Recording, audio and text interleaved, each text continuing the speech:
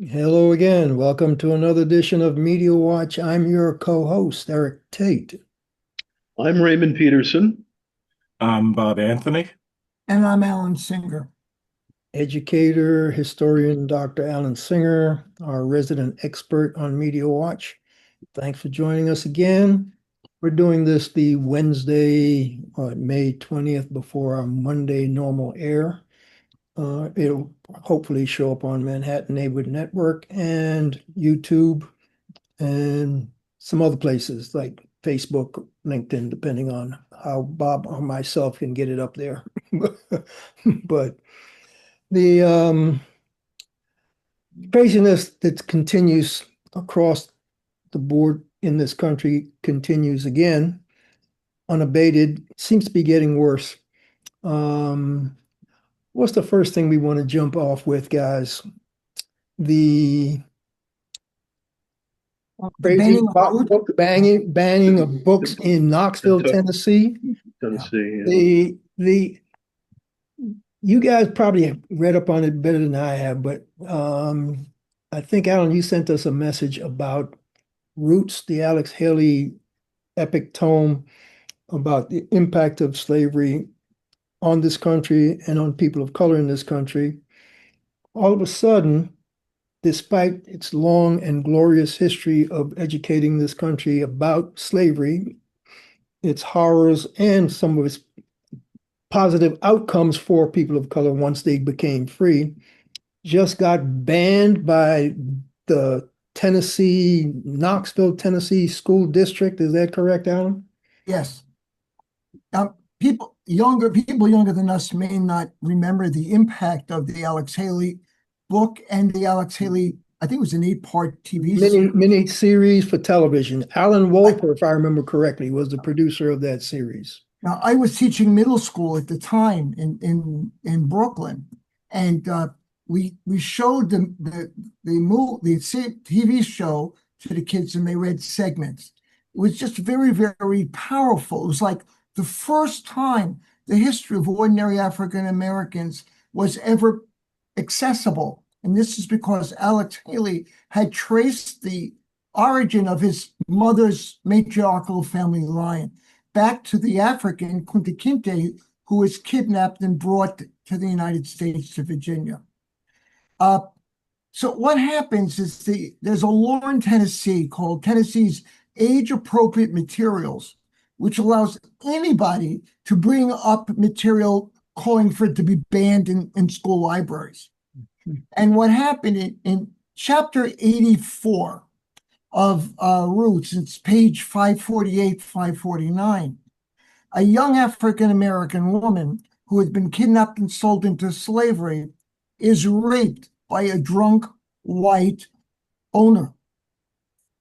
That's why they want it banned. They don't want the kids, they claim, to know that about rape.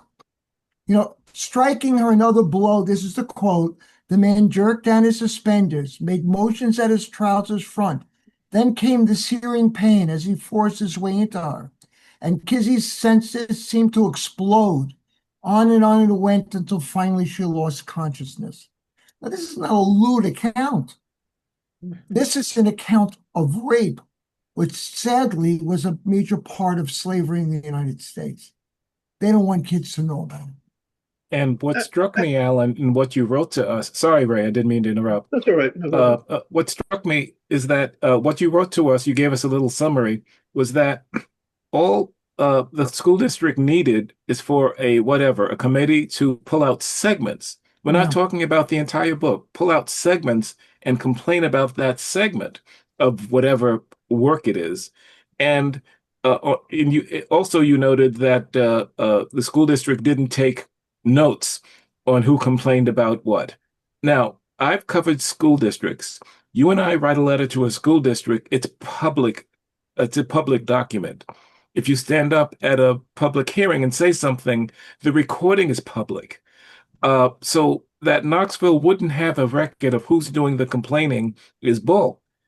And just to ban a book as important as Roots, and all of us on this broadcast understand how many, and younger people won't understand how many people watch this miniseries. This is not hyperbole. It was equivalent to how many people would be watching a World Cup game. That's how big a viewership it had on any given night. It was thunderous, and for that to be for that information to be banned as a book is ridiculous. Alan, remind me when you were teaching this, was this on your own volition? I seem to remember that there was a dedicated syllabus at the time to teach this in public schools. I don't remember if it was a dedicated syllabus. It was done by the department. The department taped it when it was broadcast on TV on the old VCRs, and it was Right. then made available to all the teachers in the department. So it was not just my initiative; it was a school-wide Yeah, initiative. that's my point. It was a school, a New York Department of Education, not mandate, but it was offered and it was made available. Yeah, How, there are and a number of school districts actually took advantage of the fact that one, it probably had the largest TV viewing audience of any made-for-TV miniseries at that time. Roots broke all the records because the American public actually were totally fascinated by this account of what slavery was actually like. I'm not sure the book had as major an impact on the country as the television series did. But absolutely. school districts said, yeah, this is worth incorporating, and you teachers do the best you can with it because it was mind-blowing and eye-opening. Now, to get back to your point, Alan, part of what you sent us indicated that it didn't matter who made the complaint about banning the books in Tennessee. It didn't have to be an educator, a parent, a concerned anybody. Anybody, from what I'm reading, could charge that this is inappropriate and you should ban it. And whether or not they would investigate who was making the complaint or whether they just willy-nilly knee-jerk ban the book is what my concern is, Alan. What was your take on their response? Basically, they didn't want to respond. They've also banned books by Toni Morrison, Maya Angelou, Margaret Atwood, Judy Blume, Dr. Seuss, Angie Thomas, the story of us. When my granddaughter was in high school, that was her favorite book. Now, my granddaughter is a white girl. She was not offended by the book. She didn't feel under attack by the book. She felt empowered to be able to share what the author had to say. But you can't do that in Tennessee. You can only do that in Brooklyn. Didn't know that Alan Wolper was involved in the TV series, Eric. I mean, he's a local legend at I'm sorry, the radio station in Newark, Eric. Oh, WBGO, yeah, yeah. WBGO. I'm sorry that I blanked on that. He used to And run like a podcast or something out of there or something. Yeah. yes, and he taught at Rutgers, Newark. But that's aside. I didn't mean to get us out of what No, no, we're talking no. about. My memory says the Wolper family, and I believe Alan Wolper was preeminent amongst those producers, Yes, were part of the group that brought Roots to the screen. yes, You know, my memory compartmentalizes stuff, and then all of a sudden it pops back out. But we can easily Google that and correct it on our yes. next show if I'm wrong. But I believe Sure. Alan Wolper and his people were behind the entire Roots miniseries. Okay. And then the follow-up, because they had a follow-up series too.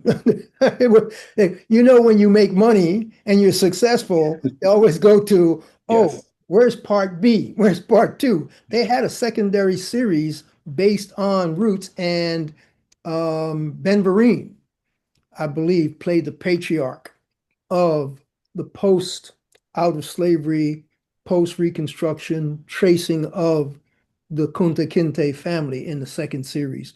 So they But had two successful series out of okay.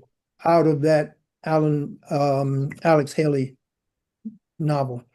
But But Good. I was just going to say, in the same way that Knoxville doesn't want us to read that book. Apparently our government doesn't want certain reporters, certain types of information getting out if it doesn't serve their purpose. I'm not sure if that was the next thing we had on our agenda. We might as well segue because you're talking about the fact that anything dealing with race, DEI, slavery, Correct. race relations are now being banned across the country.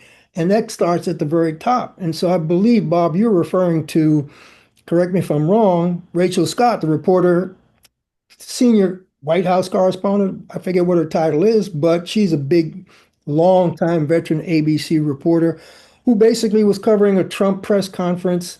And give us the background, Bob. You got it. I think I have the screen still up. I'll take a look. But Rachel Scott she's a senior political correspondent for NBC, ABC. ABC, Mhm. and she covers the president a lot, and she asked the president at a press conference about why he was focusing on the relining of the reflecting pool and the White House ballroom while gas prices were rising and people still had questions about the war in Iran. And he said Trump called her stupid, a disgrace to the country, and then he turned to her and said, she's one of the worst reporters out there, and it's fake news.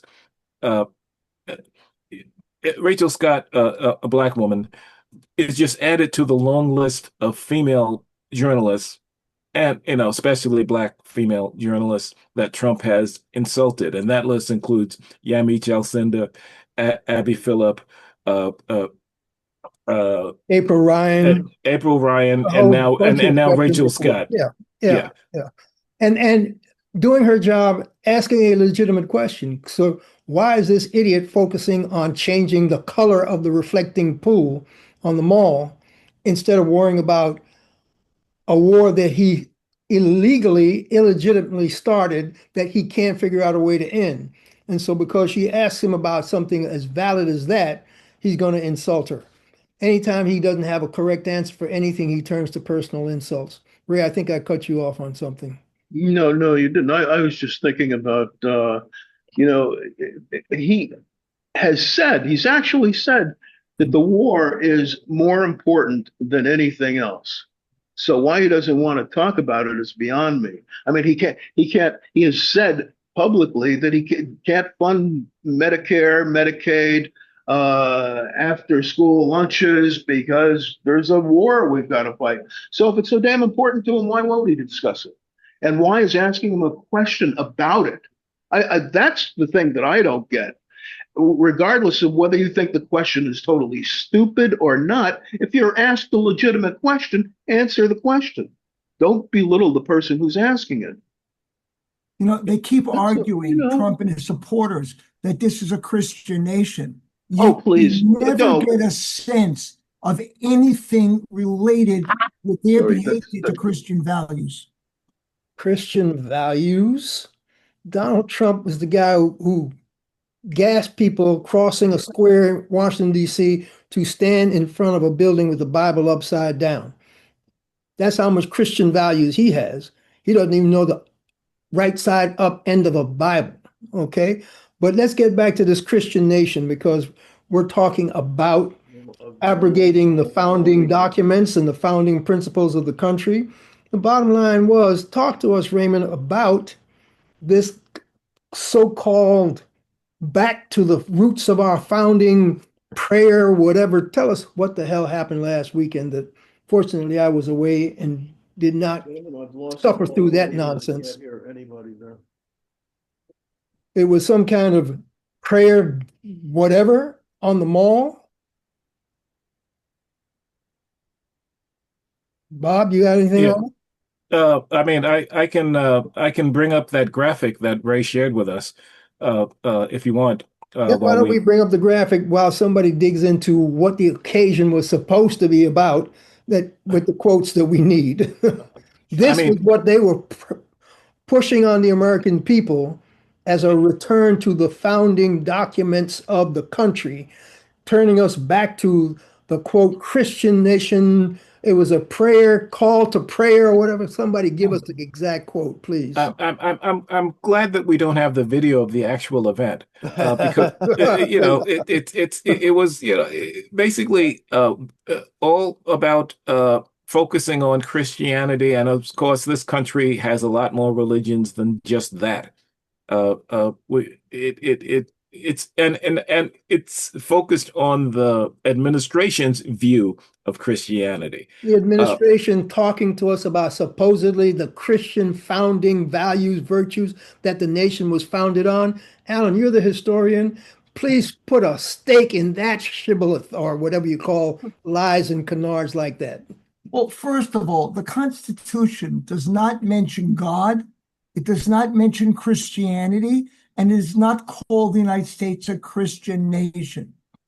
James Madison, who was the primary author of both the Constitution and the Bill of Rights, he wrote, and this is a quote, "The civil rights of none shall be abridged on account of religious beliefs or worship, nor shall any national religion be established, nor shall the full and equal rights of conscience be in any manner or on any pretext infringed."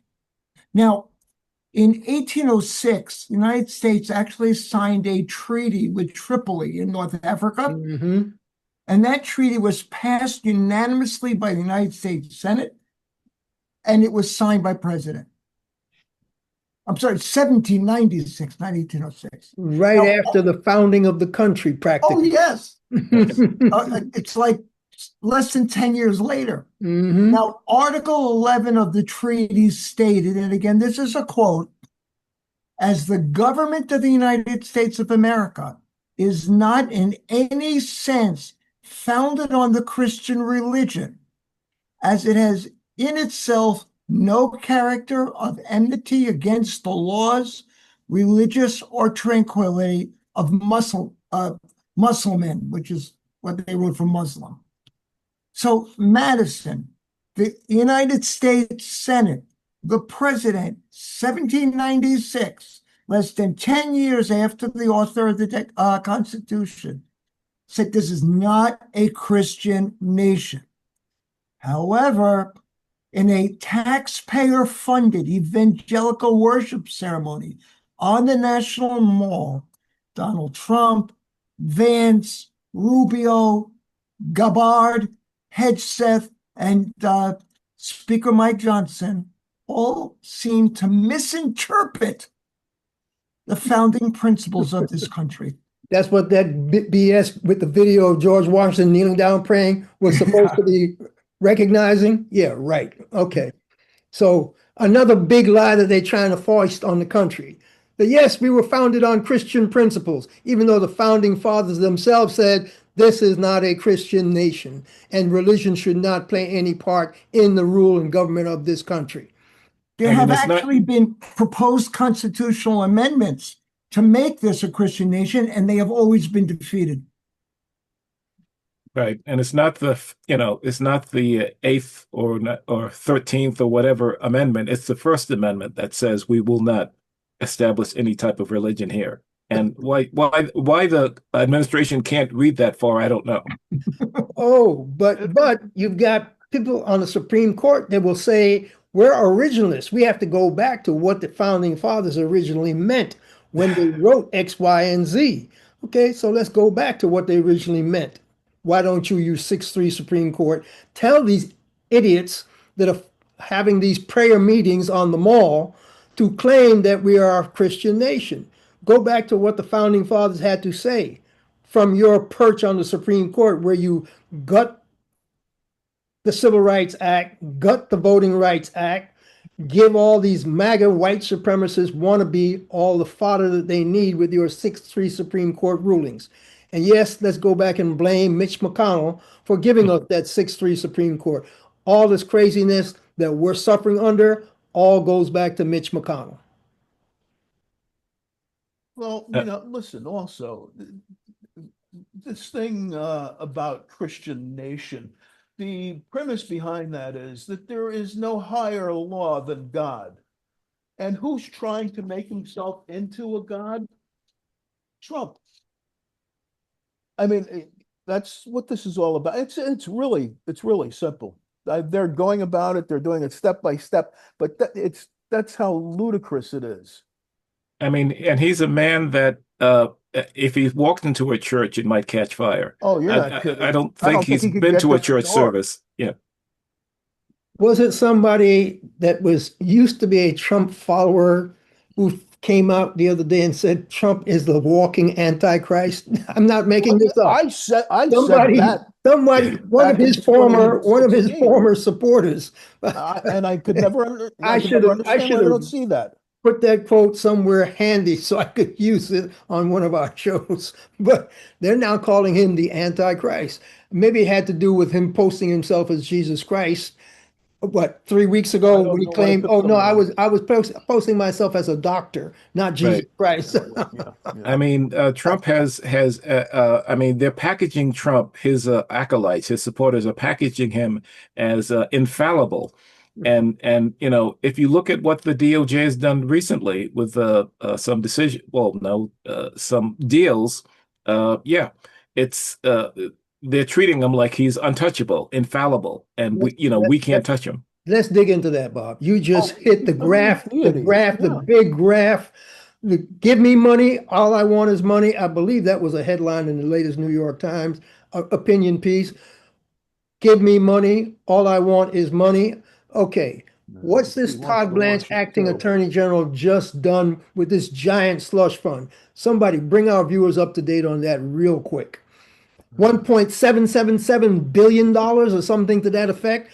Slush fund that nobody can control except Trump and 5 people that he can appoint. Who's got the goods on that? They Please. called it the $1.776 billion anti-weaponization fund because this is the 250th anniversary of the Declaration. And they have no humility at all. But not only potentially will convicted criminals who were convicted in trial by juries of their peer, and some of who confessed and pleaded guilty to storming the Congress on January 6, 2000. Capitol storming, yes. They're all eligible now to apply for reimbursement for their legal fees. It's ridiculous. So the guy who brought the Confederate flag into the Capitol can apply, I guess, to get himself a new Confederate flag if they tore up the one that he brought in. It's a ridiculous agreement. They're calling it anti-weaponization, but it's just pro-MAGA. Is all a it is. giant MAGA slush fund. Talk to us, Alan, about these provisions that says the federal government can investigate Donald Trump or his family, any of their tax returns. Tell the people how bad this crazy grift, graft, money grab is.